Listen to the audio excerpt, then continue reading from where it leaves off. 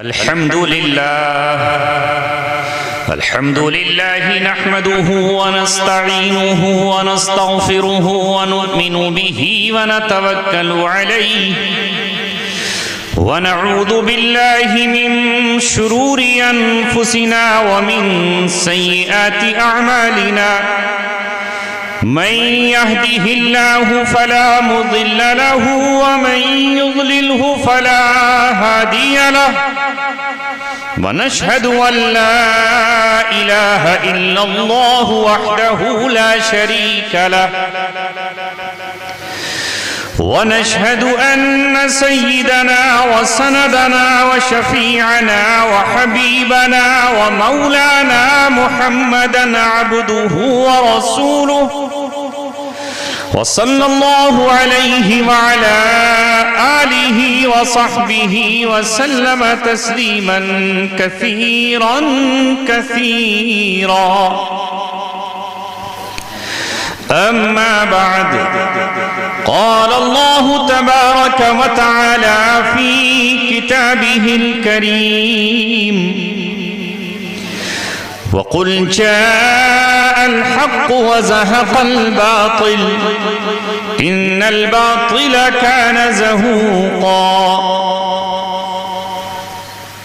قال رسول الله صلى الله عليه وسلم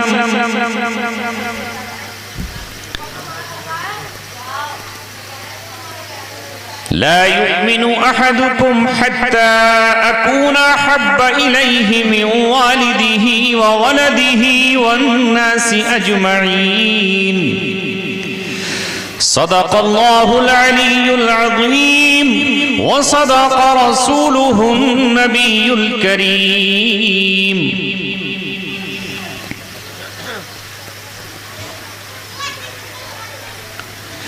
محبت کا جنوں باقی نہیں ہے، محبت کا جنوں باقی نہیں ہے، مسلمانوں میں خون باقی نہیں ہے، صفیں کج دل پریشان سجدے بے ذوق کے جذبے اندروں باقی نہیں ہے۔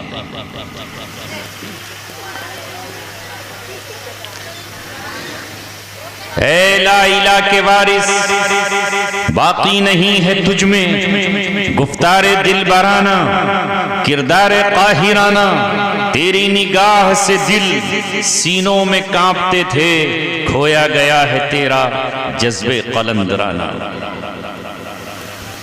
وہ سجدہ روح زمیں جس سے کانپ جاتی تھی، وہ سجدہ روح زمیں جس سے کانپ جاتی تھی، اسی کو آج ترستے ہیں منبر و محراب۔ سنی نہ مصر و فلسطین میں وہ عزا میں نے دیا تھا جس نے پہاڑوں کو راشۂ سیما۔ نماز عشاء سے لے کر اب تک آپ یہاں تشریف فرما، قرآن کی تلاوت، اپنے نبی کی شان میں پڑھی جانے والی نعت، اپنے رب کی تعریف پر مشتمل حمد و ثنا، پھر مفتی محفوظ الرحمان صاحب مدظلہ العالی کی پرجوش تقریر سماعت کرنے کے بعد بھی آپ یہاں ٹھہرے ہوئے ہیں، میں آپ کے جذبوں کو سلام پیش کرتا ہوں اور آپ کی ہمت کو داد دیتا ہوں۔ آج کی یہ بزم اور آج کی یہ مجلس قرآن کے نام پر ہے، دین اسلام کے نام پر قائم کی گئی ہے۔ آپ نے ماشاءاللہ بہت زیادہ اس بزم کو سجایا ہے، قمقموں سے اسے جگمگایا ہے، آپ نے اس میں خوبصورت جھالریں لگائی ہیں، اونچا اسٹیج بنایا ہے۔ میرے عزیزوں میں بس آپ سے اتنی درخواست کرنا چاہتا ہوں،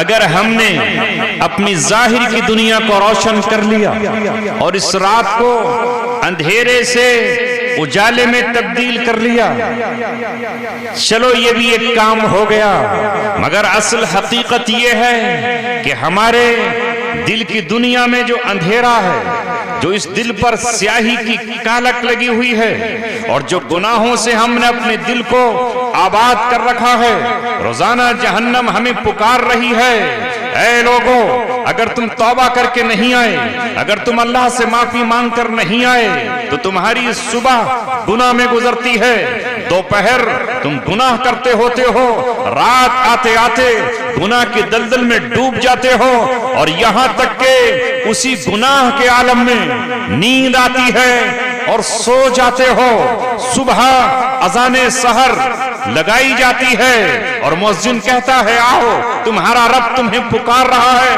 صبح کی پوپ پھٹنے والی ہے، سورج اجالا لا رہا ہے، نماز فجر ادا کر لو، مگر حال کیا ہے ہماری بستیوں کا، حال کیا ہے ہماری مسجدوں کا؟ مسجدیں خالی نہیں ہے ایسا؟ مسجدیں مرثیہ خواہ ہیں کہ نمازی نہ رہے، یعنی وہ صاحب اوصاف حجازی نہ رہے، رہ گئی رسم اذان، روح بلالی نہ رہی، فلسفہ رہ گیا، تلقین غزالی نہ رہی۔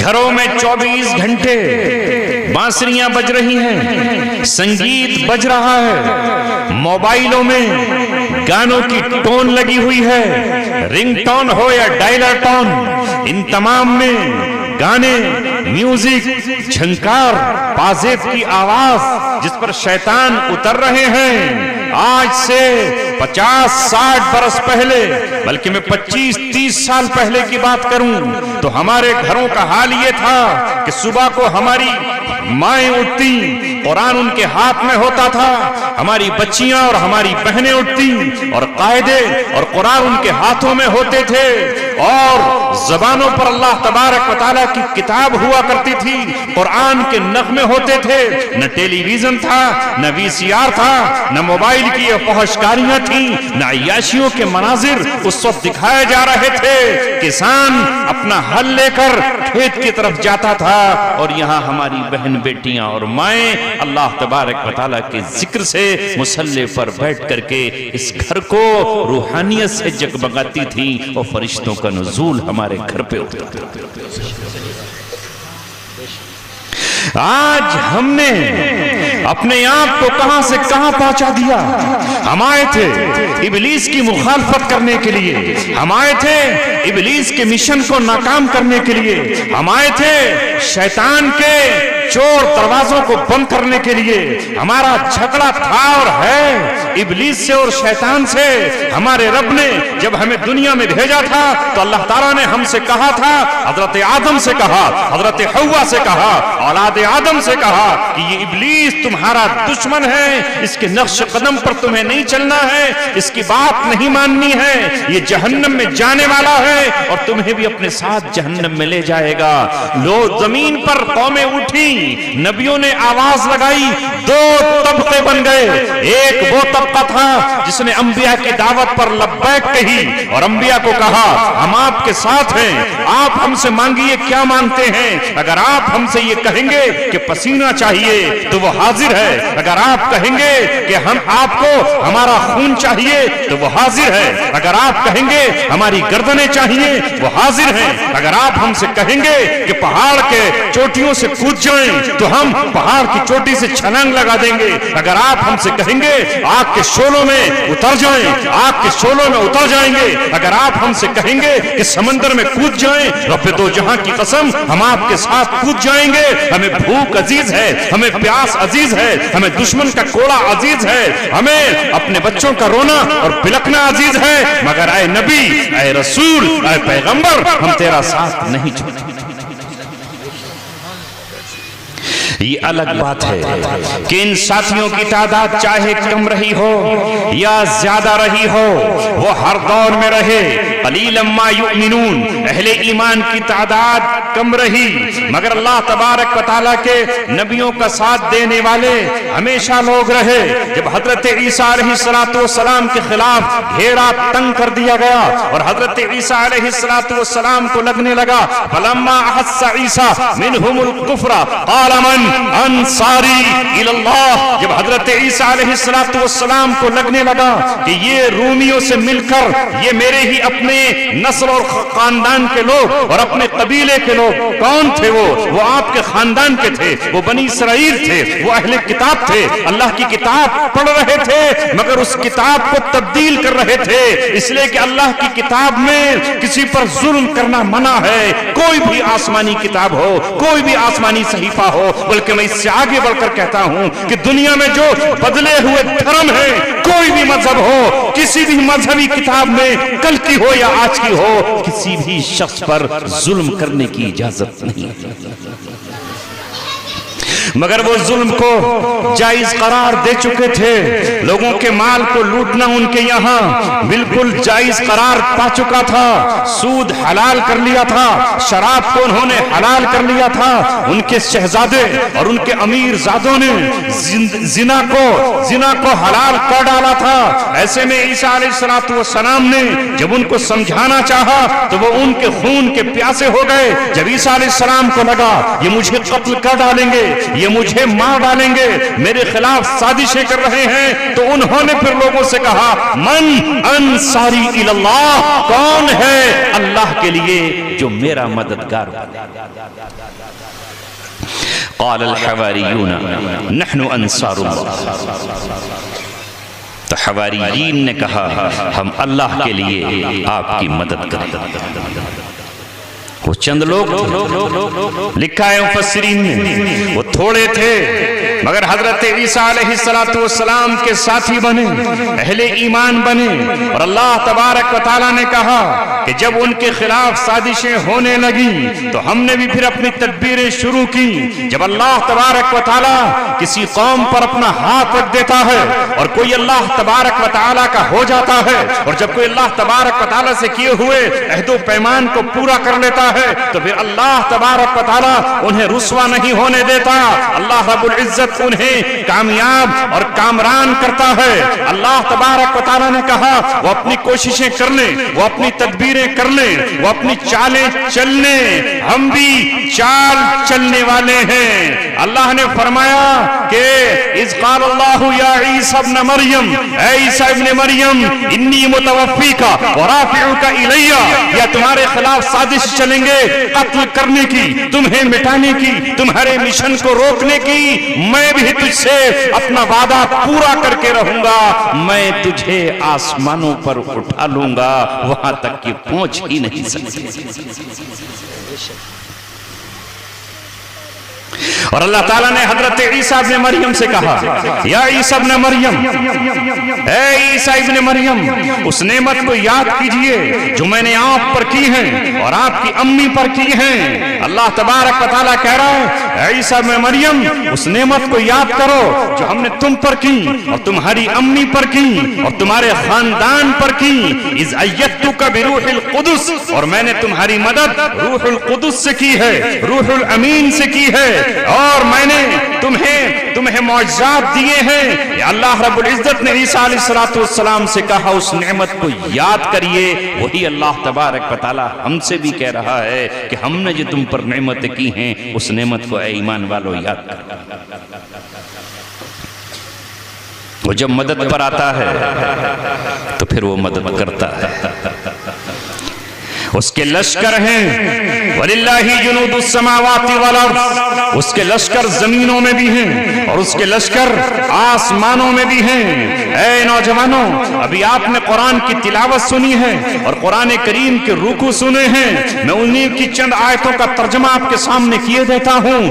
ہائے بدنصیبی آج ہماری یہ ہے, محرومی آج ہماری یہ ہے کہ ہم نے قرآن کریم پر صرف ایمان لانے کو کافی سمجھ لیا کہ ہم بس قرآن پر ایمان لائیں, اس کے بعد ہمیں کوئی ضرورت نہیں ہے. قرآن کے ورق پڑھ کر ہم نہ دیکھیں, قرآن کا ترجمہ ہم نہ دیکھیں, قرآن کا مفہوم ہم نہ دیکھیں. آج ہمارا حال یہ ہے کہ ہماری مسجدیں ویران ہیں. اس معنی کر ویران نہیں کہ وہاں جمعہ نہیں ہوتا یا وہاں جماعت نہیں ہوتی, مگر اللہ تبارک و تعالیٰ کے کتنے گھر ایسے ہیں جن گھروں میں امام کی پوری زندگی گزر جاتی ہے, پوری حیات گزر جاتی ہے, 40 سالہ اور 60 साल जिंदगी गुजर जाती है, कोई मुख्तदी आकर ये नहीं कहता आप मुफ्ती हैं, आप आलिम हैं, आप कुरान का तर्जुमा जानते हैं। ऐ इमाम साहब, हम 15 मिनट आपसे दरख्वास्त करते हैं, आप अल्लाह का कलाम तो हमें सुना दीजिए। आप अल्लाह के कलाम में अरबी ज़बान में लिखा क्या है? हमने कुरान पढ़ा नहीं, हमने रब का पैगाम सुना नहीं। हम 15 मिनट 20 मिनट आप रोजाना नमाज फज्र के बाद या नमाज इशा के बाद बैठ तो जाइए, हमें अल्लाह का कलाम तो सुना दीजिए। हाल हमारा ये है कि आज हमारी मस्जिदों में हम वो इमाम तलाश करते हैं जो सबसे सस्ता हो, है कि नहीं? सबसे सस्ता चाहिए। और बाज़ मस्जिदों का तो हाल ये है कि वहां तकबीर तक कहने वाला सही दिल दुखता है। ऐ मेरी कौम, जिसको हमने अल्लाह और अपने बीच वास्ता बनाया, जो हमारा तर्जमान है, जो हमारे आगे खड़ा है और अल्लाह तबारक व तआला से हमारी गुफ्तगू करा रहा है, हमारा नुमाइंदा है, हमारा तर्जमान है, हम उसको चुनते वक्त, उसका इंतखाब करते वक्त हम क्या करते हैं? होना तो ये चाहिए था आज के दौर में, आज का दौर कल का 20 साल पुराना दौर नहीं है कि हम छप्परों के मकान में रहते हों, या हम खपरेल में रहते हों, या हम चकली वाले मकान में रहते हों। आज बिल्डिंगें हैं, इमारतें हैं, हमारे पास पैसे हैं। कल हम साइकिल पर चलते थे, आज हम पर गाड़ियां हैं। कौन कौन सी गाड़ियां हमारे पास नहीं है, लेकिन हमारी मस्जिदों का हाल ये है कि हमारे यहाँ ऐसे इमामों को हम मुंतखब करते हैं कि जो हमारे मसाइल तक नहीं जानते।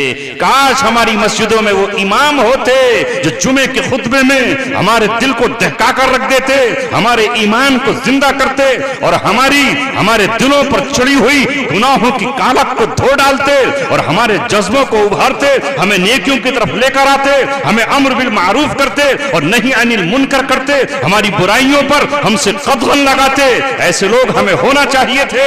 और ऐ लोगों, ऐ अमीरों, मैं आपसे ये कहता हूं कि हमने आज कुरान को बिल्कुल छोड़ दिया। अमीरों ने तो कह दिया, ऐ कुरान तो हमसे बात मत करना, हम अपने बच्चों को मदरसे नहीं भेजेंगे, हम अपने बच्चों को मकतब में नहीं भेजेंगे, हम भेजेंगे कहां? क्रिश्चियन स्कूलों में, हम भेजेंगे कॉन्वेंट स्कूलों में, हम भेजेंगे इंग्लिश मीडियम स्कूलों में। हमें नहीं चाहिए कुरान। हमारा बच्चा जिस दिन अंग्रेजी फर्राटे के साथ बोलता हुआ आएगा, हम कहेंगे शाबाश बेटे, आज तूने हमारी फीस का हक अदा कर दिया। कसूरवार उलमा ही को मत ठहराओ, कसूरवार पूरी कौम, पूरी मिल्लत और इज्तिमाइयत के साथ है।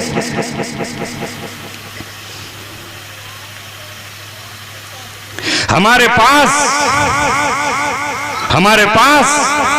दुनिया कमाने के लिए, शादी हाल बनाने के लिए, बैंकट हाल और जमीनें खरीदने के लिए माल की कोई कमी नहीं है और हम बना रहे हैं। हमारे पास हॉस्पिटल बनाने के लिए पैसा है, इसलिए कि दुनिया में उससे कमाई होगी। हमारे पास स्कूल बनाने के लिए पैसा है, इसलिए कि उससे हमारी दुनिया बनेगी। ऐ मुसलमानों, मुसलमान होकर अपनी आखिरत को क्यों भूल गए? अपनी कब्र को क्यों भूल गए? मैदान हश्र को क्यों भूल गए? जन्नत की खूबसूरत नहरों को क्यों भूल गए? जन्नत की वादियों और जन्नत की हसीन हूरों को क्यों भूल गए? हमने जन्नत के लिए क्या किया है? यहाँ जब मैं आया हूँ, बस्ती से न जाने कितनी बार गुजरा हूँ, इधर गड़ी है, इधर आपका गढ़ है ना, वो गड़ी है, ये गढ़ है।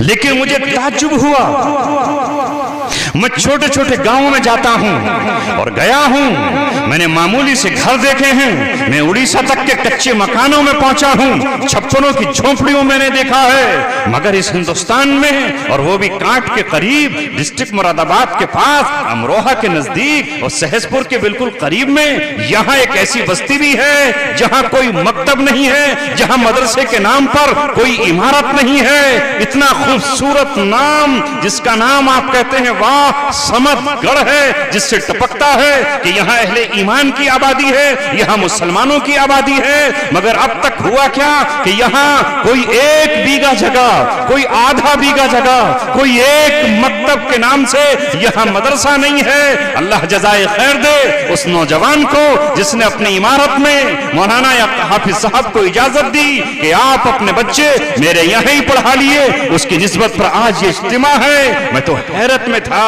कि ये कौन सी जगह है, आया ये हमारे ही हिस्सा है, ये या मैं बर्मा में बैठा हुआ।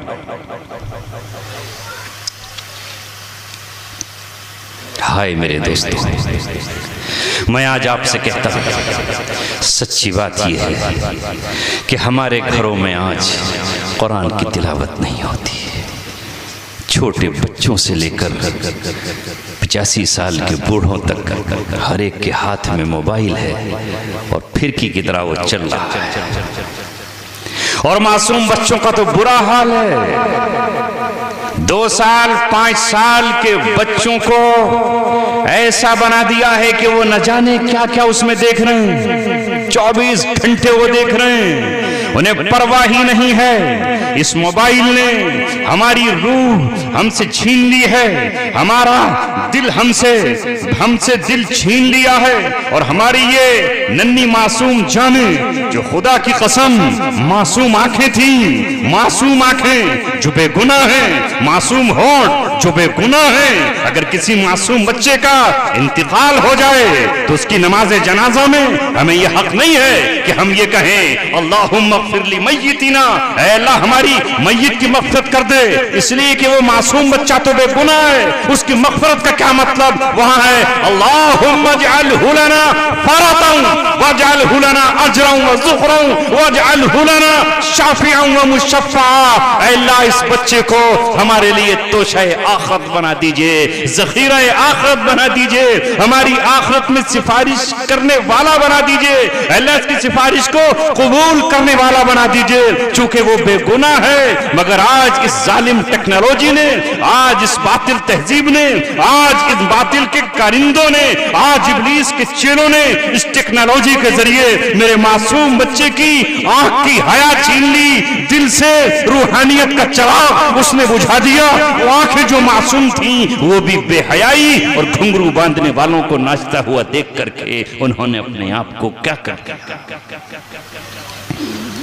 अगर रुए जमीन का कोई टुकड़ा इस वक्त महफूज है तो वो अल्लाह तबारक व तआला के घर यानी मस्जिदें हैं, या फिर वो टुकड़ा है जहां मकतब कायम है, जहां मदरसा कायम है, उसकी बाउंड्री में आज भी कुरान पढ़ा जा रहा है। जब मैं और आप सो रहे होते हैं और जब हमारी औलादें कोई टेलीविजन देख रहा है, कोई सीरियल देख रहा है, कोई फिल्म देख रहा है, कोई कव्वाली सुन रहा है, और कोई क्रिकेट देख रहा है, कोई बैडमिंटन देख रहा है, और कोई किसी को देख रहा है, उस वक्त यही नन्ही सी जाने हैं, यही मासूम रूहें हैं, यही पाकीज़ा बदन है, यही बेगुनाह ज़बानें हैं जो मकतबों में कुरान की तिलावत करते हैं। कोई अर्रहमान और रहीम कहकर पुकारता है, कोई रऊफ और रहीम कहकर पुकारता है, कोई रब्बुल आलमीन कहकर अल्लाह तबारक व तआला को दावत देता है।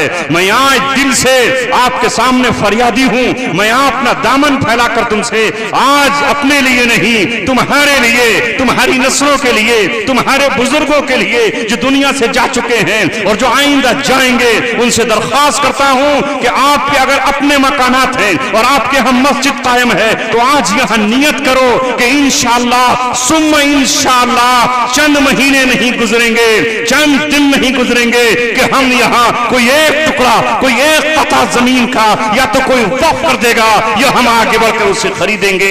और एक दिन वो आएगा कि जिस दिन हम यहाँ किसी मदरसे की बुनियाद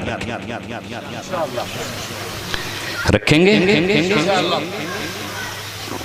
اس بستی کے لوگ ارادہ کریں، باہر کے جو لوگ آئے ہیں وہ کہیں گے ہمیں کیا ضرورت ہے ارادہ کرنے کی، ہمارے یہاں تو خود قائم ہے۔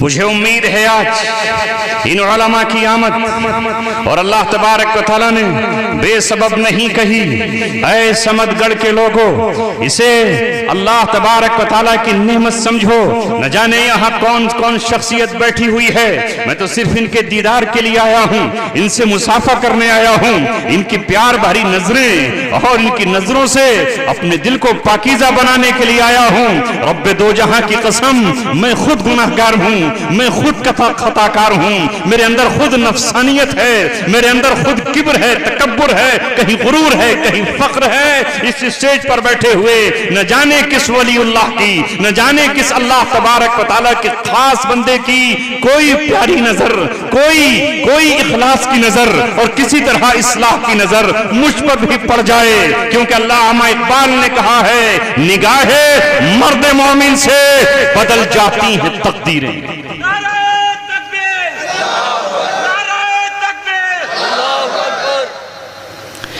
جو ہو عزم سفر پیدا تو کٹ جاتی ہیں زنجیریں، نگاہ مرد مومن سے بدل جاتی ہیں تقدیریں۔ ہم آج کل جہاں کہیں بھی جانا ہو رہا ہے وہاں ایک ہی رونا ہے اور ایک ہی پریشانی ہے کہ ہمارا معاشرہ تباہ و برباد ہو گیا۔ ہائے افسوس، کس نے برباد کیا؟ ہم کیا تھے اور کیا ہو گئے؟ اللہ نے ہمیں کیسی نعمتوں سے نوازا، قرآن جیسی نعمت، قرآن جیسی کتاب اللہ نے ہمیں عطا فرمائی، کعبۃ اللہ جیسا مرکز ہمیں نصیب فرمایا۔ اللہ رب العزت نے ساری دنیا کے مسلمانوں کو خانہ کعبہ قبلہ بنا کر انہیں اجتماعیت کا ایک مرکز عطا فرمایا۔ اللہ تبارک و تعالیٰ کی تجلیات اور اس کا نور اور اس کی نورانیت خانہ کعبہ پر پڑتی ہیں اور وہاں سے پوری دنیا میں تقسیم ہوتی ہیں۔ ایک مرکز وہ عطا فرمایا جہاں ہم جغرافیائی اعتبار سے اپنی نمازوں میں اسی قبلے کا رخ کرتے ہیں، اپنے مردوں کو ہم اسی طرف منہ کر کے دفن کرتے ہیں، ہم اپنی قربانیوں میں قربانیوں کا رخ اسی طرف کرتے ہیں۔ یہ قبلہ کسی اور کے پاس نہیں ہے، وہ دنیا کے بیچوں بیچ میں ہے۔ ادھر زمین پر اللہ کا گھر ہے، ادھر ساتویں آسمان پر بیت معمور، وہاں اللہ تبارک و تعالیٰ کا گھر ہے۔ 24 گھنٹے اس کا طواف جاری ہے، نہ وہ زمانے جاہلیت میں رکا ہے نہ وہ آج رکا ہے۔ 2019 میں کرونا کے وقت میں جب وہاں کی حکومت نے ڈر کر گھبرا کر خوف زدہ ہو کر یہ کہا کہ ہم خانہ کعبہ کا طواف بند کرتے ہیں اور کعبے میں طواف نہیں ہوگا، آپ نے دیکھا پوری دنیا نے وہ ویڈیو دیکھی، سارے جہاں کی نظروں میں اللہ تبارک و تعالیٰ نے دکھایا کہ اللہ کے رسول کی بعثت سے کچھ دن پہلے جن پرندوں نے جو ابابیل جھنڈ کی شکل میں آئے تھے، انہوں نے جب دیکھا کہ یہاں انسان طواف نہیں کر رہے ہیں تو ان پرندوں نے قطار لگائی اور کہا ہے ربا تیرے گھر کی حفاظت کی ذمہ دار بھی ہم ہیں، اور آج جب ان مسلمانوں نے یہ پابندی عائد کر دی ہے کہ تیرا طواف نہیں کریں گے تو ہم جو ہے مل کر کے آج تیرے گھر کا طواف۔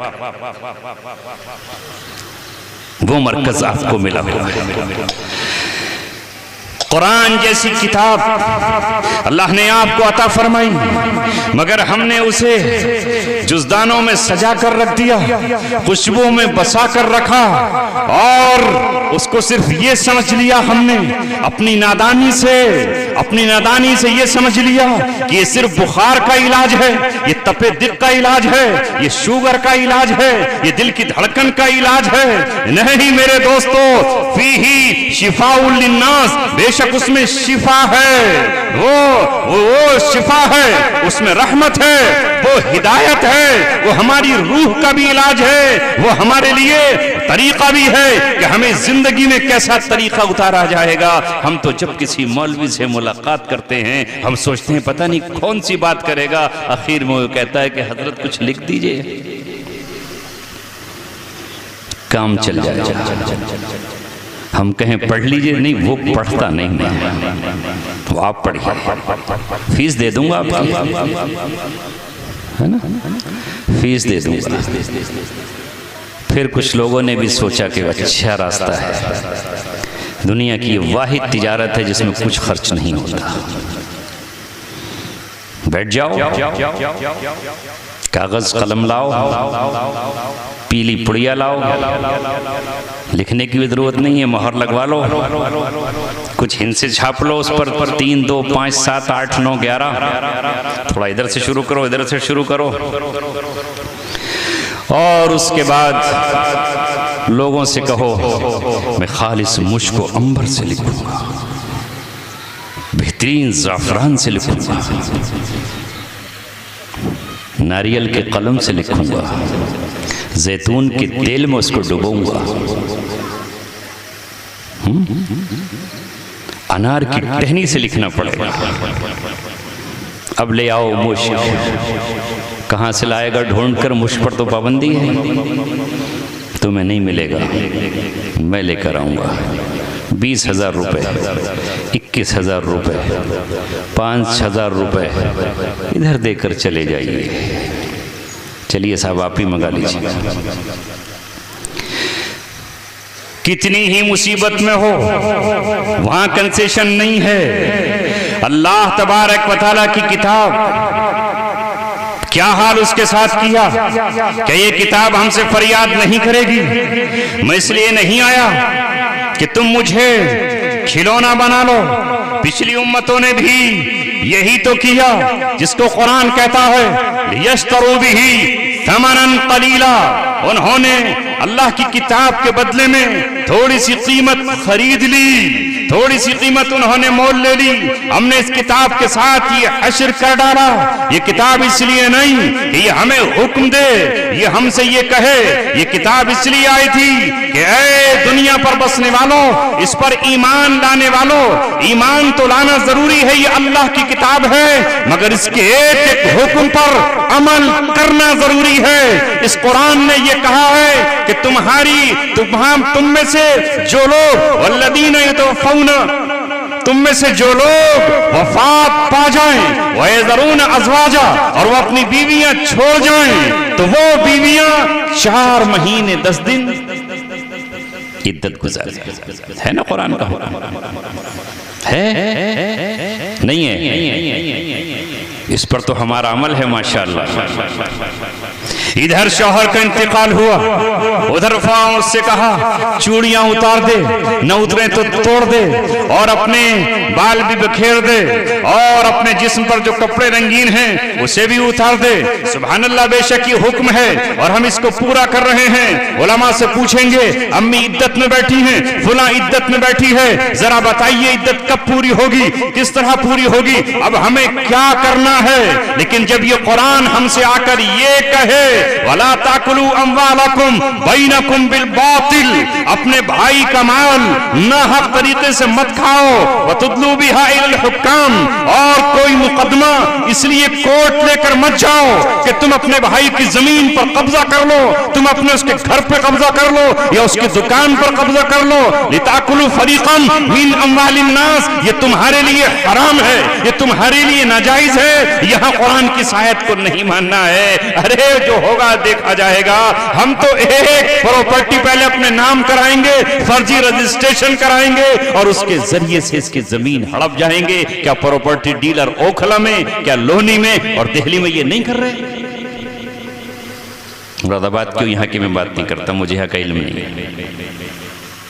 نہیں کر رہے، کر رہے ہیں، کھا رہے ہیں ناحق مال۔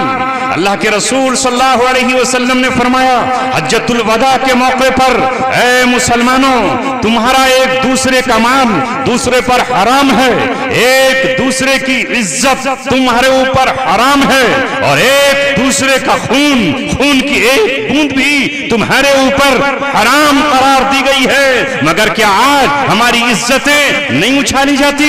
کیا ایک دوسرے کو ہم بے عزت نہیں کرتے؟ کیا ایک دوسرے کو ہم گالیاں نہیں دیتے؟ اسلام نے کہا مومن نہ گالی دیتا ہے نہ فحش بات اپنی زبان سے نکالتا ہے۔ جو گالیاں بکے، میرے نبی نے 1400 برس پہلے کہا، جو جھگڑے کے موقع پر گالیاں بکتا نظر آئے، شہادت دے دو، گواہی دے دو اور یہ کہہ دو یہ مومن نہیں ہے، یہ منافق ہے۔ چار چیزیں جس میں پائی جائیں وہ پکا منافق ہے۔ کیا کیا ہے؟ کیا ہے بتا دوں؟ سننا چاہیں گے یا یاد ہیں؟ یاد ہوں تو نہ بتاؤں، بتا دوں؟ سب سے پہلی علامت منافق کی یہ بیان کی، اذا حدث کذب، جب بولے تو جھوٹ بولے۔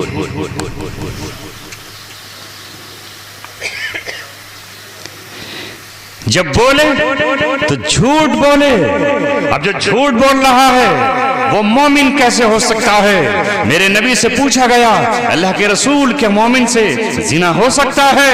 آپ نے فرمایا ہاں، خواہش نفس لگی ہوئی ہے، کنٹرول نہ کر سکا، مسلسل روزے نہ رکھ سکا، نکاح نہ ہوا تھا، لہذا وہ ملوث ہو سکتا ہے۔ کیا وہ شراب پی سکتا ہے؟ فرمایا ہاں، شراب کا اس سے ارتکاب ہو سکتا ہے، کبھی شرابی صحبت میں مل گیا ہو تو جام ایک ہاتھ دو لگا سکتا ہے۔ پھر اس نے پوچھا کہ کیا مومن چور بھی ہو سکتا ہے؟ کہاں ہاں ہو سکتا ہے، کسی موقع پر مال کا لالچ آ گیا ہو اور چٹکے سے کہیں پڑا ہوا عمدہ قسم کا آئی فون دیکھ لیا ہو، اٹھا کے جیب میں رکھ لیا کہ آ گیا مزہ، واہ واہ سبحان اللہ، یہ مل گیا 75,000 روپے کا مجھے، تو چور ہو سکتا ہے۔ پھر پوچھا کیا وہ جھوٹ بول سکتا ہے؟ آپ نے فرمایا نہیں، جو مومن ہے، ایمان والا ہے، وہ جھوٹا نہیں ہو سکتا، وہ جھوٹ۔ اب سب سے سچے ہمارے نیتا لوگ ہیں نا، وہ تو کبھی جھوٹ ہی نہیں بولتے، بڑے سچے، ایسے وعدے کہ جب ہم آئیں گے تو آپ کی سڑک پیرس و برطانیہ جیسی بنا دیں گے، اور ہماری قوم کا یہ عالم کہ ان سے سچا کوئی نہیں ہو سکتا، انتظار کرتے رہیں گے۔ اور حال کیا ہے اس راستے میں جانے والوں کا؟ ایک دوسرے کی آبرویں اچھالنا، عزتیں اچھالنا، گڑے مردوں کو نکالنا، اور ہم سب ان کے پیچھے چل رہے ہوتے ہیں۔ کسی کے ہاتھ میں تھالی ہوتی ہے وہ اس کو بجا رہا ہوتا ہے، اور کسی کے ہاتھ میں تھالی نہیں ہوتی تو وہ تالی بجا رہا ہوتا ہے، اور کسی کو کچھ نہ ملے تو وہ گملہ اٹھا کر کے اسی کو بجانا شروع کر دیتا ہے۔ ہمارا یہ حال ہے، آگے پیچھے حالی موالی، اس کے پیچھے تالی ہے۔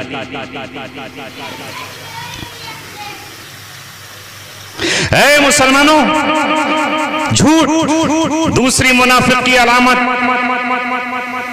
وَإِذَا خَاصَمَ فَجَرَ، جب اس کا جھگڑا ہو جائے بس اس کے بعد اگر وہ گالیوں پر اتر آتا ہے تو یہ منافق ہے۔ مومن جھگڑا بھی ہو جائے گا تو گالی نہیں بکے گا، غصہ آ سکتا ہے، لال پیلا ہو سکتا ہے، لیکن گالیاں نہیں بکے گا، وہ فحش اور برائی پر نہیں آئے گا۔ اور تیسری علامت یہ ہے وَإِذَا تُؤْمِنَ خَانَ، جب اس کے پاس امانت رکھ دی جائے تو اس میں خیانت کرے۔ ایک مومن خیانت نہیں کر سکتا، بلکہ پہلے زمانے میں تو ایسے لوگ ہوتے تھے کہ ان کے پاس جو سکہ رکھ دیا 10 برس کے بعد بھی وہ اسی طرح رکھا ہوا ہے، جس طرح کا نوٹ دیا تھا اس تبدیلی کو بھی وہ خیانت سمجھا کرتے تھے۔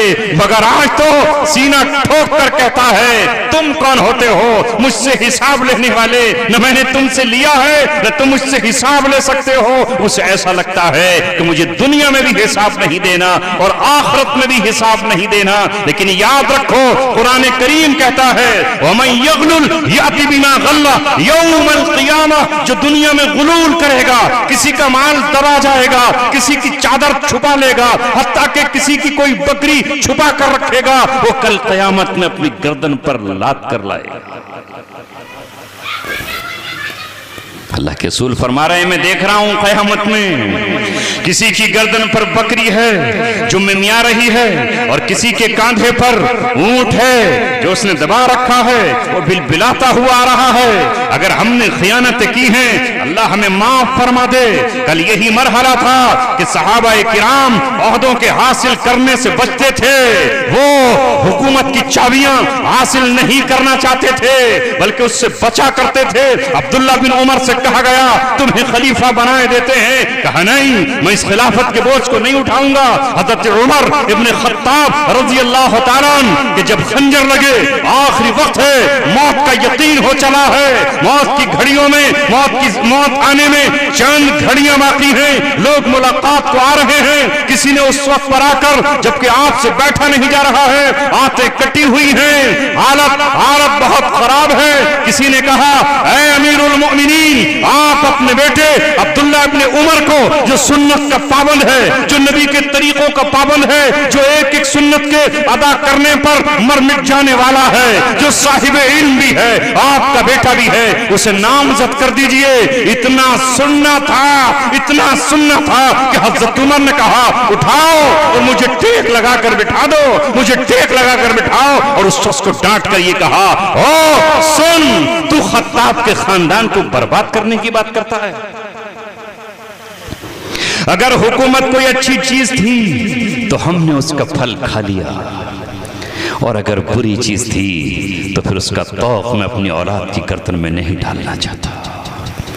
وہ عمر ابن خطاب جس نے انصاف اور عدل اس زمین پر قائم کر دیا، وہ عمر ابن خطاب جس نے کسی کے سوال پر اگر درہ اپنے غصے میں مار دیا تو شام کو اس کو بلایا اور بلا کر یہ کہا اے شخص جس وقت آیا تھا مجھے غصہ آ گیا، یہ درہ اپنے ہاتھ میں پکڑ اور میری کمر پہ مار دے، کہیں ایسا نہ ہو کہ کل قیامت میں اللہ مجھ سے حساب لے لے۔ وہ عمر ابن خطاب جب قحط پڑا اور جب فاقہ کشی کا دور آیا تو انہوں نے اپنے اوپر چکنائی کو بند کر لیا، شربت پینا بند کر دیا۔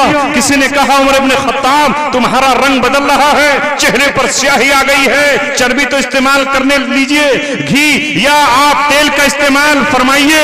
کہا میں اس وقت تک نہیں کر سکتا جب تک میری رعایا فقر و فاقے میں ہے، میری رعایا فقر و فاقے میں ہو اور میں شہد استعمال کروں، میں شربت استعمال کروں، میں چکنائی استعمال کروں، نہیں میں بھی روکھی اور سوکھی روٹی کھاؤں۔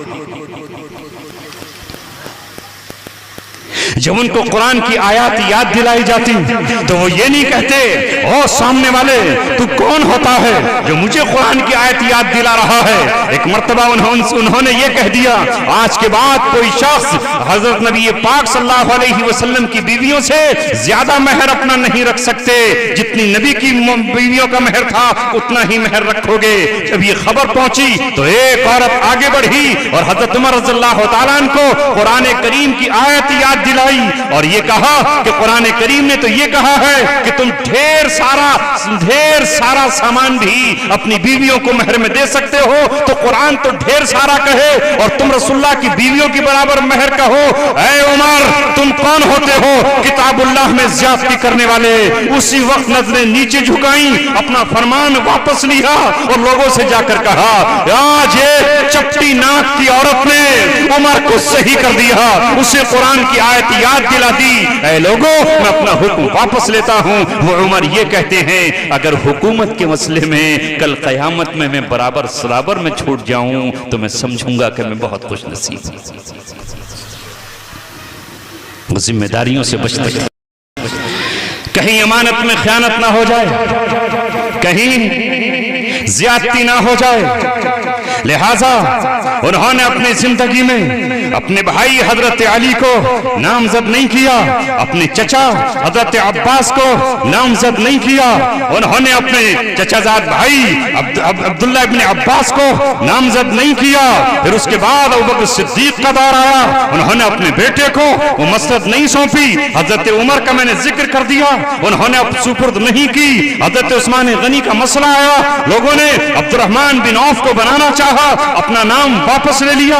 حضرت علی کا جب نام نہیں آیا تو انہوں نے ان کے خلاف کوئی تلوار نہیں اٹھائی, اور حضرت علی کی جب شہادت کا وقت آیا تو ان سے کہا گیا کہ حضرت حسن کو آپ نامزد کر دیجئے. وہ جانتے تھے یہ حسن میرا بیٹا ہے. یہ کون ہے جس کی فضیلت میں رسول اللہ کے بیانات موجود ہیں؟ یہ فاطمہ کا نور نظر ہے, یہ حضرت محمد کا لخت جگر اور ان کا خون ہے. مگر کہا نہیں, میں اپنے بیٹے کو نامزد نہیں کر کے جاتا. جو میرے نبی نے سنت چھوڑی ہے میں اسی سنت پر رہوں گا. یہ وہ صحابہ تھے, یہ وہ خلفائے اربعہ تھے جنہوں نے اللہ تبارک و تعالیٰ کے خوف سے اپنی زندگی گزاری. حضرت ابوبکر صدیق نے جو پیالہ بیت المال سے لیا تھا اسے بھی اپنی بیٹی کو کہہ دیا, اے عائشہ یہ پیالہ بیت المال کا ہے اور میرے مرنے کے بعد اسے بیت المال میں جمع کر.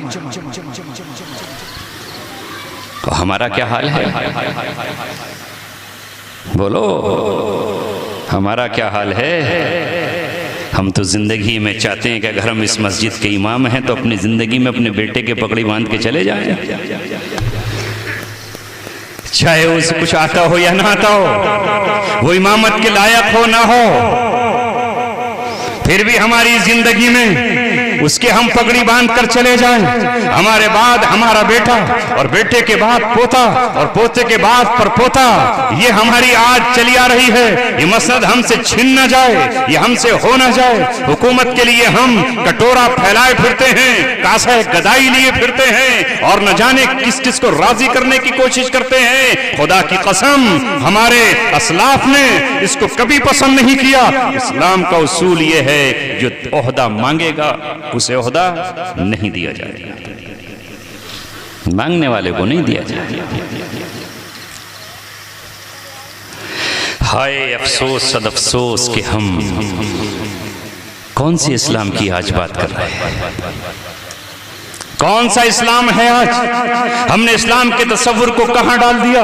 اور میں نے بات یہاں سے شروع کی تھی کہ وہ منافق کون ہے کہ جب امانت رکھی جائے تو اس میں خیانت کرے. اور چوتھی بات یہ ہے وَإِذَا وَعَدَ أَخْلَفَ, جب وہ وعدہ کرے تو اس کی خلاف ورزی کرے. کیا یہ آج چاروں کی چاروں چیزیں ہم میں نہیں پائی جاتی؟ کتنے لوگ ہوں گے؟ کیا اسے ہم نے دین کا حصہ سمجھا؟ دین ہماری نظروں میں صرف بس یہ رہ گیا کہ ہم چند رسمیں ادا کر لیں اور بس وہ دین ہے. دین یہ نہیں ہے. دین میں حلال بھی ہے اور حرام بھی ہے. یاد رکھو جس طرح ہمارے ذہنوں میں اور دل و دماغ میں یہ بات بیٹھی ہوئی ہے کہ خنزیر کا گوشت حرام ہے, اس کا ہر جز حرام ہے. یاد رکھو جس طرح ہمارے دماغ میں یہ بات بیٹھی ہوئی ہے کہ مردار کا گوشت حرام ہے, جھٹکے کا گوشت حرام ہے, حلال کا جو طریقہ ہے وہی حلال ہے. تو یہ بات ہمارے ذہنوں سے کیوں نکل گئی کہ شراب حرام ہے, جوا حرام ہے, سٹا حرام ہے, لاٹری کا ٹکٹ حرام ہے. وہ لاٹریاں جن میں کم و بیش کر کے پیسے اٹھائے جاتے ہیں وہ حرام ہے. یہ ہمارے ذہنوں سے کیوں نکل گئی ہے؟ ہم میں کوئی آج اس کی پرواہ کرنے والا ہے؟ لاٹریاں پڑ رہی ہیں, وہ جائز بھی ہیں کہ ناجائز, بس کسی صورت سے مال آ جانا چاہیے. مال کے لیے ہم دنیا میں نہیں پیدا کیے گئے. اللہ کے رسول نے فرمایا لِكُلِّ قَوْمٍ فِتْنَةٌ, پچھلی ہر قوم کے لیے کوئی نہ کوئی آزمائش آئی ہے, وہ کسی نہ کسی ذریعے سے آزمائی گئی. جیسے بنی اسرائیل کے لیے سامری نے مچھڑا بنایا, وہ اس سے آزمائی گئی. آپ نے فرمایا میری امت کے لیے جو فتنہ ہوگا, جو آزمائش کا ذریعہ ہوگا, وہ فتنۃ امتی المال, میری امت فتنہ مال سے آزمائی جائے گی. چلو مال بھی کما لیا, اب اس کی زکوٰۃ دینے کی فکر ہے. دیہاتوں میں تو مسئلہ نہیں جانتا ہی نہیں کوئی زکوٰۃ کسے کہے زکوٰۃ, بس مال کمائے جاؤ. کوئی پرواہ نہیں، علماء سے پوچھتے ہی نہیں، ان کے پاس جاتے ہی نہیں، اور سمجھ رہے ہیں کہ یہ 100% جو ہم نے کمایا ہے پھر ہماری زندگیوں میں اور یہود و نصارہ کی زندگی میں کیا فرق ہے، وہ بھی جس طرح چاہیں کمائیں، ہماری زندگیوں میں اور لالاؤں کی زندگی میں اور بنیوں کی زندگی میں کیا فرق ہے، وہ جس طرح چاہیں کمائیں، وہ سود سے کمائیں، کسی کو دبا کر کمائیں، جھوٹی گواہی دے کر کمائیں، جھوٹ بول کر کمائیں، پھر ہماری زندگی میں اور چور کی زندگی میں کیا فرق ہے، ہم کھیت پر جا کر کمائیں اور وہ کسی کی چوری کر کے کمائیں۔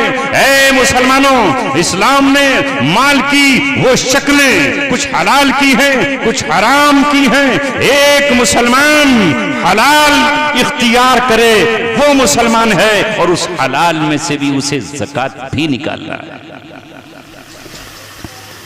اور خالی زکوٰۃ ہی نہیں، زکوٰۃ کے علاوہ بھی خرچ کرنا ہے۔ آج معاشرے کا عالم کیا ہے ہمارے، ہم بھی دولت کے پجاری ہو گئے، عبد الدرہم والدینار بن گئے، ہم درہم کے غلام اور درہم کے بیٹے بنے ہوئے ہیں۔ اس لیے میرے بزرگوں اور عزیز ساتھیوں، اگر اسلام پر چلنا ہے اور اسلام اپنے آپ کو مسلمان کہلانا ہے تو آپ کی ذمہ داری آج یہ بنتی ہے کہ سب سے پہلے آپ خود کو مسلمان بنائیں، اور پھر سے وہ چیز لے کر آئیے جو آپ کے بڑوں نے پیدا کی تھی۔ جس سرزمین پر آپ پہنچے اور جہاں آپ نے تجارت کی، دنیا یہ کہتی تھی یہ مسلمان ہے، ایک مسلمان کی یہ پہچان بن جائے کہ لوگ اس کو یہ کہیں مسلمان سچا ہوتا ہے، یہ جھوٹ نہیں بولتا، یہ وعدہ خلافی نہیں کرتا، یہ امانتوں میں خیانت نہیں کرتا۔ کل کا حال یہ ہمارا ہوا کرتا تھا کہ لوگ ہمارے پاس مال ہی نہیں بلکہ اپنی بیٹیوں کو اور اپنی بہنوں کو باہر سفر پر جاتے، کارواں اور قافلے کے ساتھ جاتے تو یہ کہہ کر چھوڑ جاتے تھے کہ یہ ہماری بچی ہے، آپ اس کی عصمت اور اس کی عزت کی حفاظت کر لینا۔ ہم اتنے بھروسے مند تھے اور اتنا ہم پر اعتماد تھا۔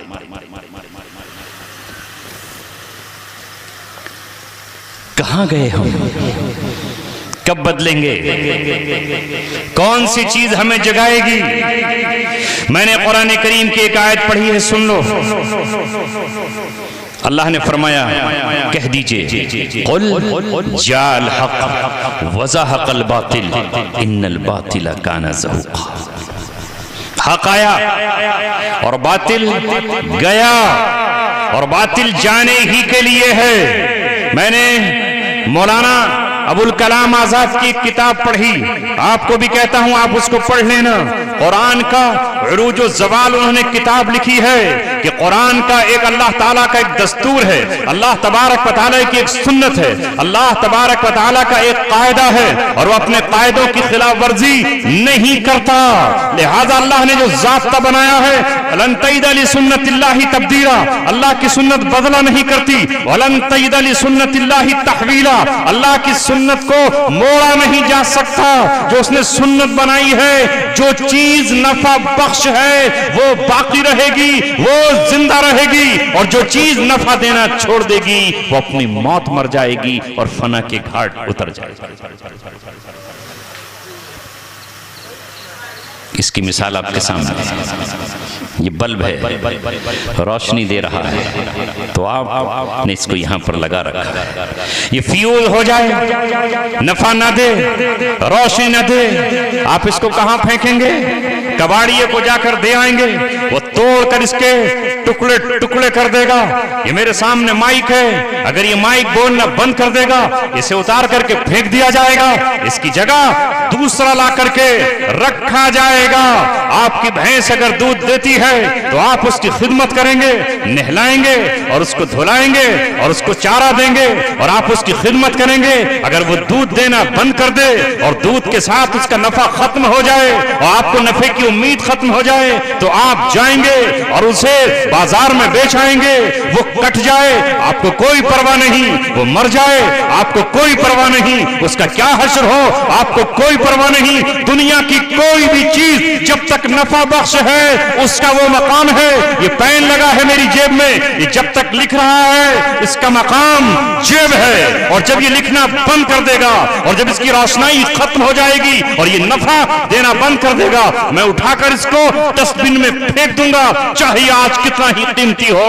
ऐ मुसलमानों, ऐ ईमान वालों, अगर तुम कल दुनिया में बपा किए गए थे तमाम इंसानियत के नफा के लिए, कुंतुम खैरा उम्मतिन उखरिजत लिन्नास तअमुरूना बिल मारूफ व तनहौना अनिल मुनकर, तुम्हें अल्लाह तबारक व तआला ने चीतों की तरह फाड़ने के लिए नहीं भेजा, हाथियों की तरह खाने नहीं भेजा, भेड़ों की तरह चुगने नहीं भेजा, बकरियों की तरह तुम्हें अल्लाह तबारक व तआला ने नहीं भेजा कि तुम चारा खाओ। तुम्हें अक्ल दी है और अक्ल के साथ साथ तुम्हारा इंतखाब हुआ कि तुम्हें कुरान दिया, तुम्हें काबा दिया, तुम्हें रसूल जैसा पैगंबर दिया, मोहम्मद रसूलुल्लाह दिया। अल्लाह ने तुम्हें शब कद्र जैसी रात अता फरमाई, जुमे जैसा मुबारक दिन दिया।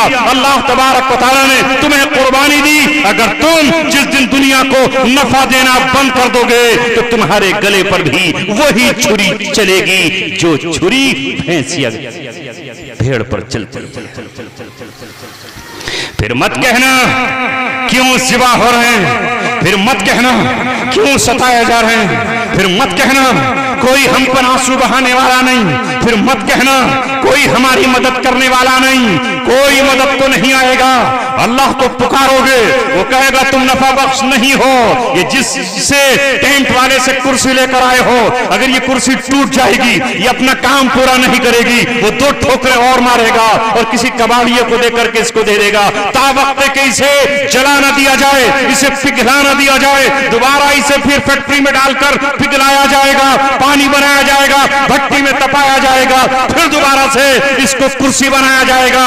ऐ मुसलमानों, आपसे कह रहा हूं, हमने नफा देना बंद कर दिया है। इंसानियत के हम नफा बख्श नहीं रहे, अपने खानदानों को हम नफा देने वाले नहीं रहे, अपने महलों को हम नफा देने वाले नहीं रहे। हमने बस ये समझ लिया है कि जिंदगी का मकसद हमारा सिर्फ जानवरों की तरह चारा खाना है। हमेशा हमारी पूरी सुबह से शाम तक की जो तगोदो है वो इस पेट के लिए है, इस दोज़ख के लिए है, इसी को भरने के लिए है, इसी के लिए है। बस अगर किसी की बिटिया की मंगनी है तो वहां खाने की पहले पूरी तरतीब बन रही है। 75 लोग साथ लेकर आऊंगा, मेरे खानदान के लोग आएंगे, 45 लोग लेकर आऊंगा। ये भूखे हैं, ये नंगे हैं, ये चीनों की तरह तुम्हारे दस्तरखान पर गिरेंगे, ये गिद्धों की तरह तुम्हारे दस्तरखान को देखेंगे। लिहाजा बाजार का कोई आइटम बचने न पाए। मैं अपने बेटे की मंगनी करने तुम्हारे आ रहा हूं, निस्बत करने के लिए आ रहा हूं। कोई फ्रूट जो बेच रहा है उसका फल बच न जाए, वरना एक झटके में इस रिश्ते को खत्म कर। बस खाना ही खाना, 24 घंटे अल्लाह तबारक व तआला हमारी हिफाजत फरमाए।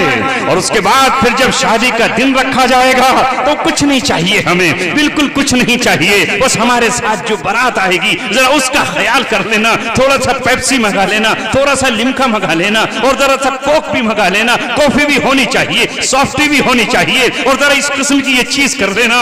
अगर ये दौलत तुझे दी अल्लाह तबारक व तआला ने तो तेरा तो पेट भरा हुआ होना चाहिए था, तेरे तो फ्रिज में रखी है नेमतें। अगर ये कोई गरीब तकाजा करता तो समझ में आता था, कोई कमजोर तकाजा करता समझ में आता था, कोई मजदूर तकाजा करता समझ में आता था, अगर कोई फकीर तकाजा करता तो समझ में आता था। मगर ये मालदार, तेरी गैरत कहां गई, तेरी हिर्स कहां गई, तू कहां पर जा रहा है? और उसके बावजूद भी अगर मुंह मांगी मुराद नहीं मिली, बेटी नहीं, उसने बेटी पाल कर दे दी, उसने जमा करके दे दी, उसने कुरान पढ़ा कर दे दी, उसने इज्जत के साथ विदा कर दी, और जो घर पर आई है तो उस पर जो तीर चल रहे हैं, तीर का आलम यह है कि 80 साल की बूढ़ी साहब वो तीर बरसा रही है, उसकी दूसरी नंदे वो तीर बरसा रही हैं, वो फुप्पियां आई हैं बेटे की, वो अलग से तीर बरसा रही हैं, कपड़े फेंके जा रहे हैं, ये हमें चिथड़े उठा करके दे दिए हैं, जूतियां फेंकी जा रही हैं। ये बेटी आई थी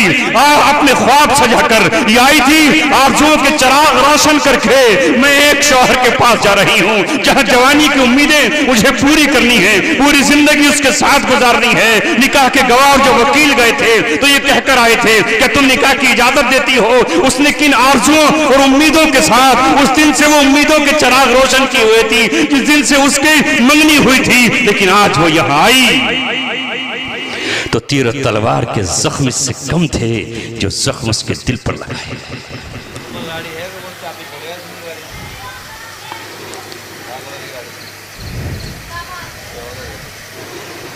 کسی نے مجبور ہو کر خودکشی کر لی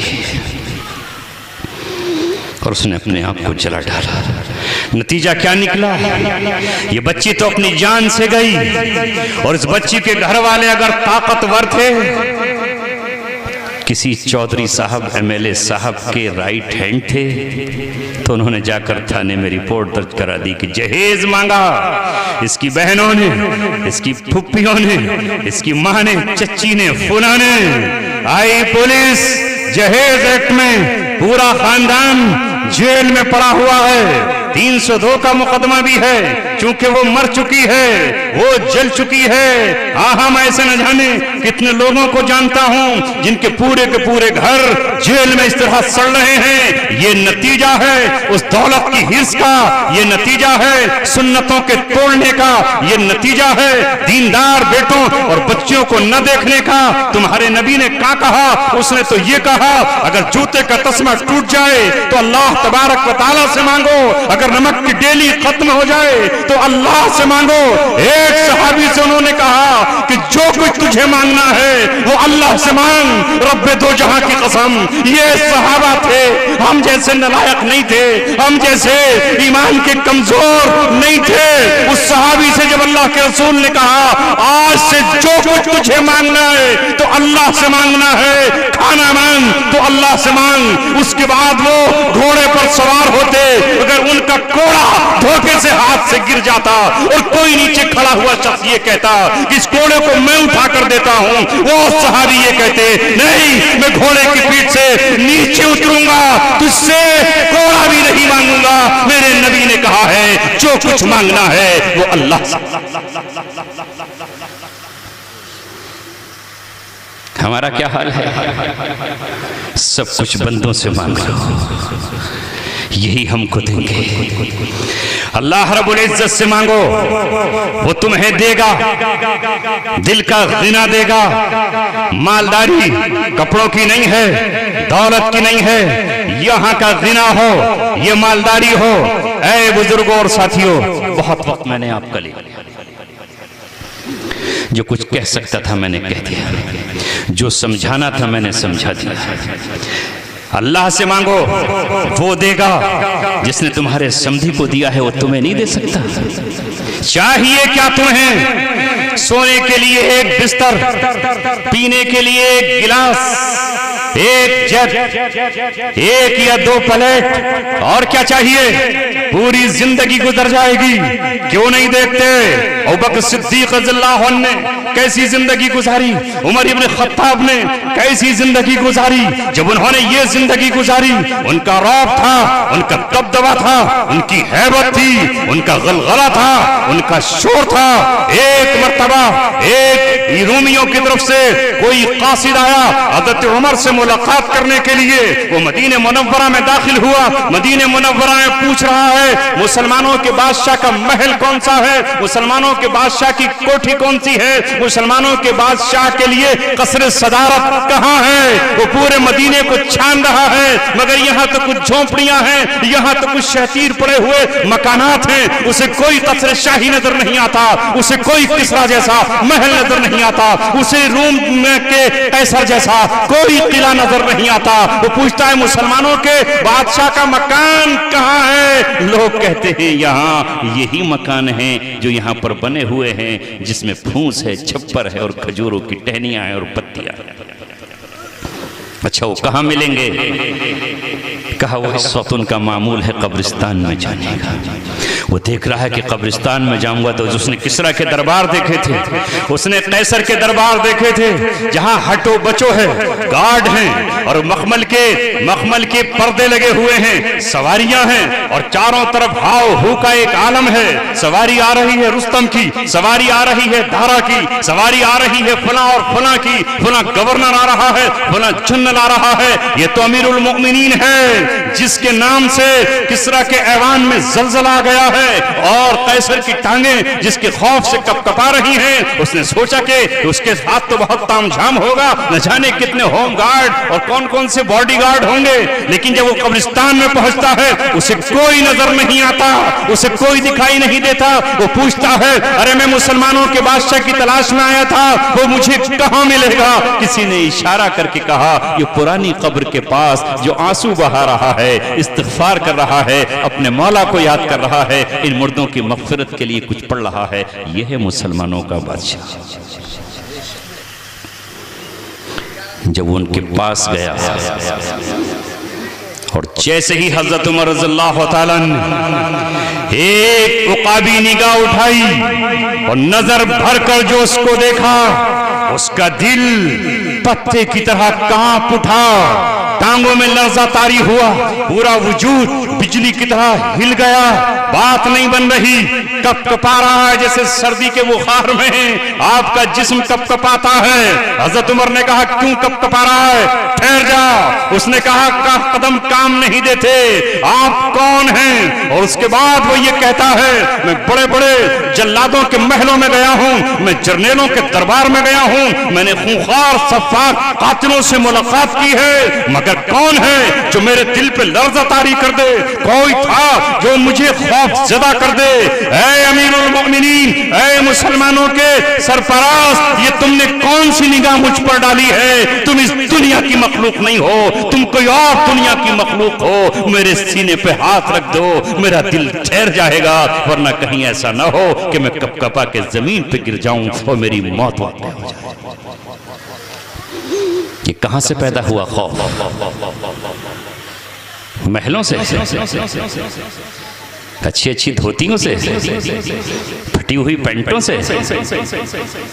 آج کا مسلمان نوجوان چار جگہ سے پھاڑ کے فخر کرتا اپنی پینٹ کو کہ میں بڑا خوبصورت لگ رہا ہوں۔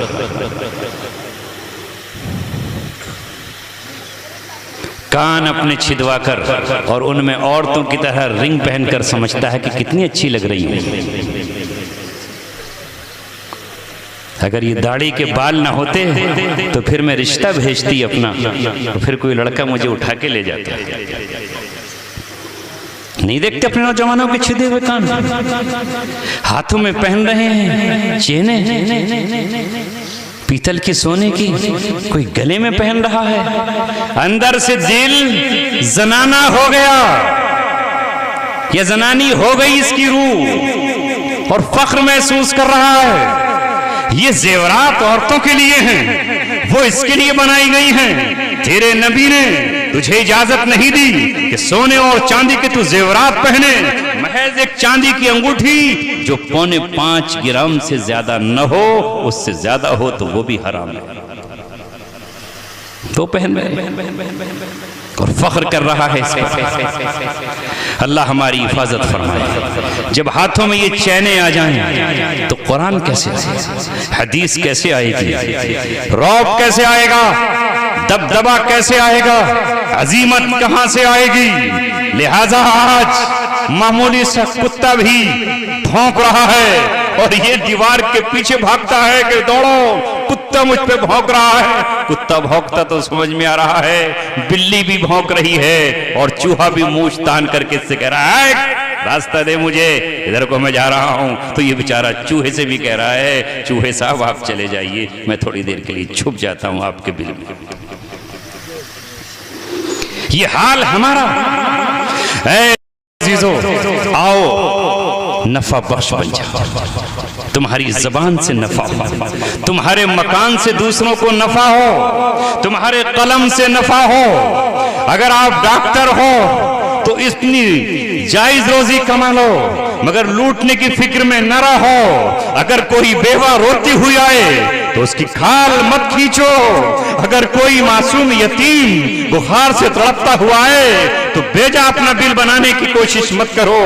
ثابت کرو کہ مسلمانوں کا ہاسپٹل صرف مسلمانوں کا نہیں ہے، وہ انسانوں کا ہے۔ لوگ آئیں تمہارے یہاں، دوسرے دھرم کے لوگ آئیں، وہاں ہمارا ہمارا آپریشن سستا ہو جائے گا، وہاں ہمیں دوا سستی مل جائے گی۔ تم دوسروں پر نچھاور کرنے آئے ہو، دوسروں پر بہانے کے لیے آئے ہو، رب سے لینے کے لیے آئے ہو۔ وہ جھنڈے جو تم نے 1400 برس پہلے اس طرح گاڑے تھے، وہ آج پھر گاڑنے ہوں گے تمہیں۔ اپنے مال کو لے کر نکلو، ہاں زکوٰۃ کو لے کر نکلو۔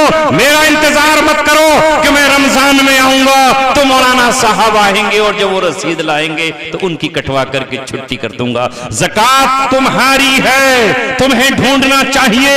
وہ 8 مصرف جو زکوٰۃ کے اللہ تبارک و تعالیٰ نے بیان کیے ہیں، امام آئے نہ آئے، مدرسے کا محتمم آئے یا نہ آئے، کوئی سفیر آئے یا نہ آئے، رمضان کا کیوں انتظار؟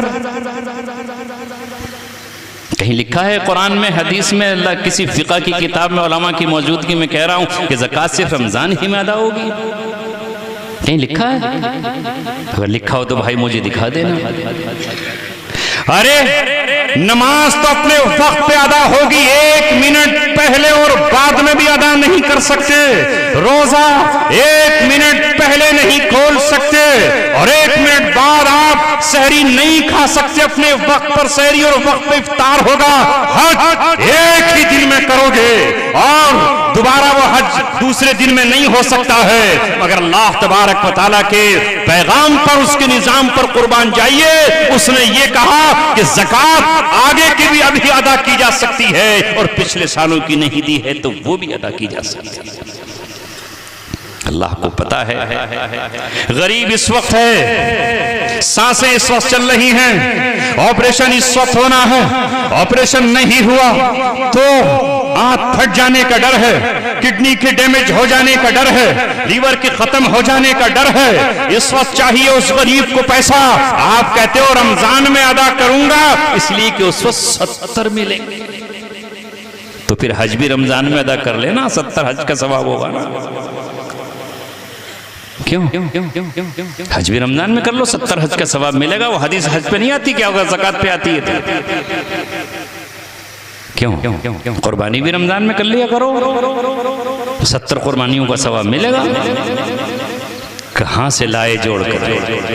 ارے ہمیں فرصت تھی تھوڑی سی، رمضان میں ہماری چھٹی ہوتی تھی، ہم آپ کے پاس رمضان میں آ گئے تو آپ نے سمجھ لیا رمضان میں ادا ہوگی۔ بھوک اس وقت لگی ہے، پیاس اس وقت لگی ہے، جسم کو ضرورت اس وقت ہے، دیوار اب ٹوٹی ہوئی ہے، ضرورت آج ہے، اسی وقت ادا کر دو اور اس کو لکھ کر کے رکھ لو۔ جب سال آئے گا تو اس میں سے مائنس کر دینا، اس میں سے گھٹا دینا۔ آئندہ 2 سال کی بھی نکال سکتے ہو اور 1 سال کی بھی نکال سکتے ہو۔ اور اگر زکوٰۃ نہیں ہے تو یہ کس نے کہا ہے کہ زکوٰۃ کے علاوہ خرچ نہیں کر سکتے؟ آج تو رمضان میں اگر کوئی پہلے عشرے میں پہنچ گیا، میاں میں تو آخر میں نکالتا ہوں، اور آخر میں پہنچا تو امام صاحب کہاں رہ گئے تھے، میں تو پہلے ہفتے میں فارغ ہو گیا۔ یہ حال ہے نہیں۔ زکوٰۃ اس کبھی بھی سال میں نکال سکتے ہو اور جب آپ کا سال پورا ہوگا اس دن نکالو۔ میرے دوستو، بس ہم نے آج پتہ نہیں اس دین کو اپنا کیسا کھلونا بنا رکھا ہے، جیسے دوسرے لوگوں نے اپنے دین کو کھلونا بنا لیا نا، لعبا و لہوا۔ قرآن کہتا ہے انہوں نے اپنے دین کو کھلونا بنا ڈالا، اس سے کھیل لیں۔ اسی طرح ہم نے بھی دین کو کھلونا بنا ڈالا، جو ہماری سمجھ میں آیا وہ دین میں داخل کر لیا، جو سمجھ میں نہیں آیا وہ دین سے نکال دیا۔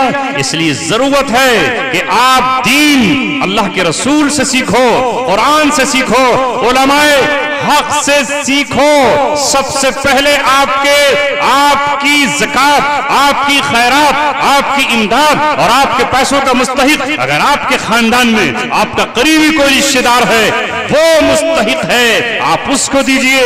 یتیم مستحق ہے، یتیموں کو دیجئے۔ مسکین مستحق ہے، مسکین کو دیجئے۔ کوئی بیوہ مستحق ہے تو بیوہ کو دیجئے۔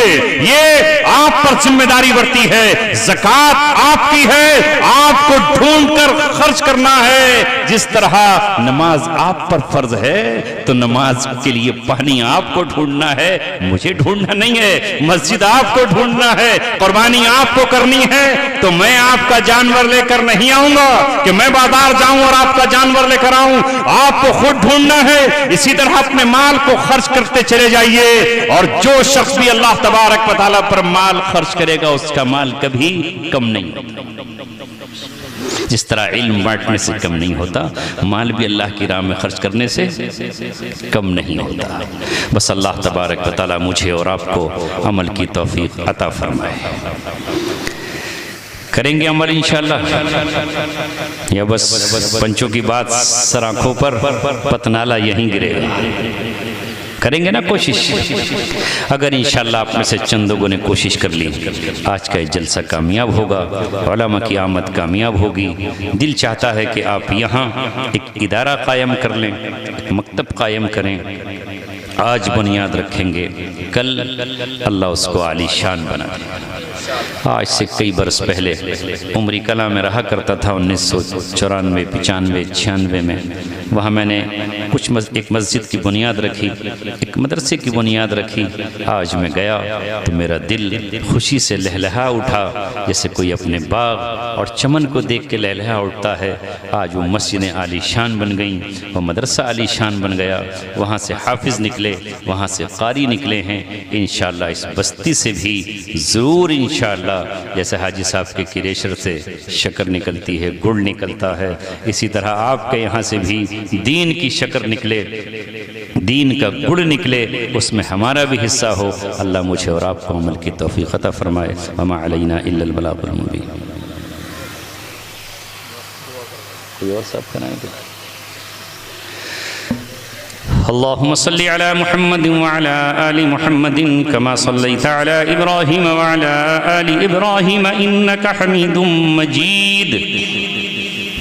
ربنا ظلمنا أنفسنا وإن لم تغفر لنا وترحمنا لنكونن من الخاسرين. اے مولا کریم، اے رب رحیم، اے ہمارے خالق و مالک، اے ہمیں انسان بنانے والے، اے آخری پیغمبر کی امت میں مسلمان بنا دینے والے، اے اس خطہ ہند میں ہمیں ایمان کی دولت سے سرفراز فرمانے والے، یہ تیری عطائیں ہیں، یہ تیرا کرم ہے، یہ تیرا فضل ہے، یہ تیری جود و سخا ہے۔ اے اللہ، اس گئے گزرے دور میں تو نے ہمیں پھر بلا لیا، اس مجمع نے ہمیں دعوت دی۔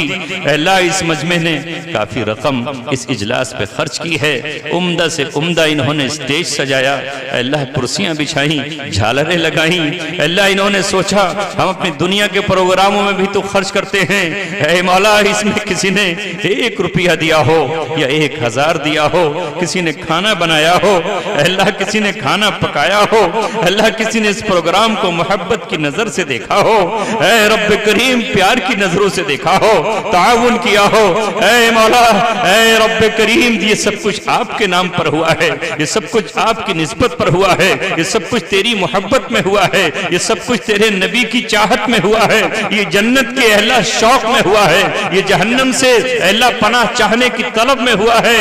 رب کریم جو چاہا ہے، جو ارادے کیے ہیں انہیں پورا فرما دیجیے، انہیں پورا فرما دیجئے۔ اے اللہ ہم خود روئے اس مجمع کو رلانے کی کوشش کی، اے اللہ ہمارے پاس اس وقت آپ کے یہاں حضور رکھنے کے لیے کچھ بھی تو نہیں ہے، نہ نمازیں ہیں، نہ روزے ہیں، نہ مال ہے۔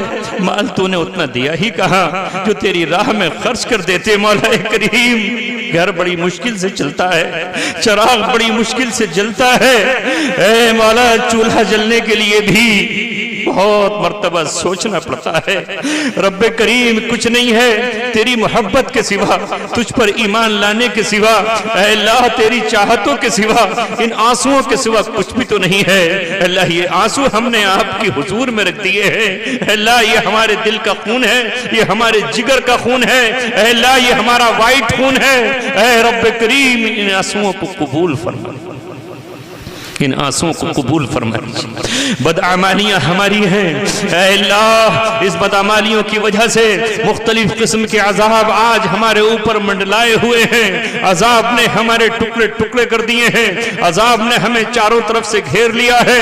اے اللہ ہمارے ہی جسم کا ایک حصہ دنیا کے کسی خطے پر اے اللہ زخمی ہے، اس سے لہو ٹپک رہا ہے، آنسو بہ رہے ہیں، فریادیں ہیں، آہو فغاں ہے، زمین کرا رہی ہے، آسمان تڑپ رہا ہے، اللہ تیرا عرش ہل رہا ہے، اللہ تیرا عرش کپ کپا اٹھا ہے مظلوم کی فریادوں سے، مظلوموں کی چیخوں سے، مظلوموں کی آہوں سے۔ اے مولا، ماؤں کے آنسو خشک ہو گئے، آوازیں بند ہو گئیں۔